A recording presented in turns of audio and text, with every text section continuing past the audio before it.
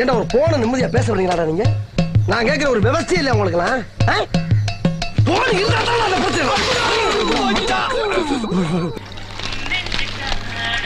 புதகை tea star. என்ன பண்றது? Tea குடிக்கலாம் பார்த்தா 10 பைசா கிடையாது. ஊர்ல ஒரு வழியும் தெரியாது. சமாளிப்போம். கே ராமசாமி உயிர் பிரிந்தது. இன்று உடல் தகனம். எல்லா நடிகர்களும் இறுதி ஊர்வலத்தில் கலந்து கொண்டனர்.